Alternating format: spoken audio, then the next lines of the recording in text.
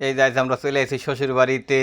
আমার বড় ভাইরা আইছে, আমার এই যে ছোট শালি, আমার বউ এই যে আয়োজন করছে, আমার শাশুড়ি আমার বউ সবাই মিলে গরুর মাংস বোনা, এই যে চিতাই পিঠে।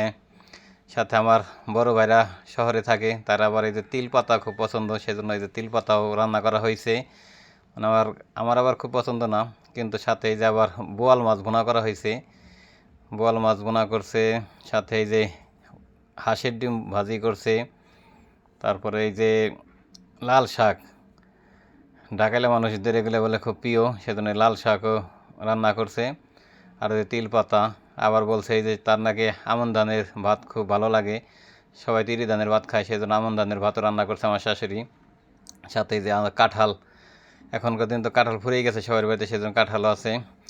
এই যে এটা হলো আমার বড় ভাইরার মেয়ে, এটা ছোট এক ছেলে এক মেয়ে। সাথে এই যে আমার ছেলে আছে, আমার ওই যে আরও দুই স্বাস্থ্যশালী দুইটা ছেলে আছে এখানে।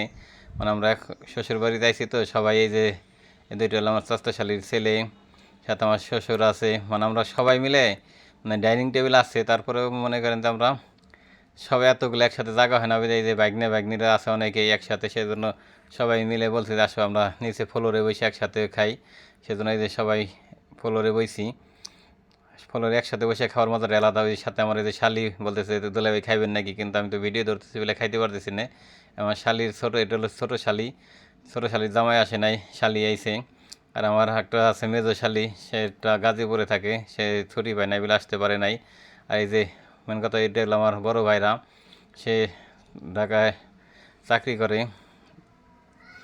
অনেকদিন পর দেখা হয়েছে। আর আমার মেয়ে এদিকে বেজার হয়ে গেছে, আমি খাইতেছি না, আমার মেয়েও খাইতেছে না। অনেক কথাবার্তা বললাম যে মা তুমি খাওয়া, আমি খাওয়ানি, পরে শেষে যে মুখে দিছে, আমার জন্য খাইতেছে না। আর আমার বউ তো এই যে বাড়া করা নিয়ে ব্যস্ত আছে, সবাইরে খাওয়াইবো তারপরে খাইবো। বলছি যে সবাই একসাথে বসে, শাশুড়ি বললাম, সবাইরে বললাম। আমার যেইটা আছে যেইটা আবার উপরে বসে রয়েছে, তো জায়গা হয় না বলে সবাই দেখাইতে পারতেছি না। পরে বলছে ঠিক আছে তোমরা সবাই খাও, আমি পরে খাওয়ানি। গরুর মাংস চিতি পিঠে মজাটাই অন্যরকম, কিন্তু সবাই খাইতেছে, আমার কিন্তু জিবলে লালসা পড়তেছে যে সবাই খাই সারলাম, আমি তো পিছনে করে গেলাম। যাক, সবাই খাইতেছে, আমার জন্য রাইখে দিছে, সমস্যা নাই, গাড়তে হবে না। কারণ আমার বউ তাও সবাই দিতেছে, আমার জন্য তো অবশ্যই রাখবো, সেজন্য আমি চিন্তা করতেছি না, যেহেতু বউ আছে বাবুছি, সেজন্য আমার আর কোনো চিন্তা করার কিছুই নাই।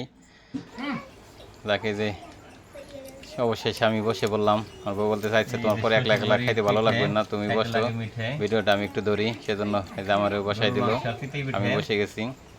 খুব মজাদার লাগতেছে শাশুড়ির হাতে রান্না করা গরু মাংস আর এই যে চিতাই পিঠে, অনেক মজাদার। আর সবচেয়ে বড় কথা ভালো লাগতেছে যে আমরা সবাই বাগনি শালি দুলাভাই সবাই শ্বশুর সবাই মিলে আমরা একত্রে খাইতে হয়েছি, সেজন্য আরও খুব ভালো লাগতেছে।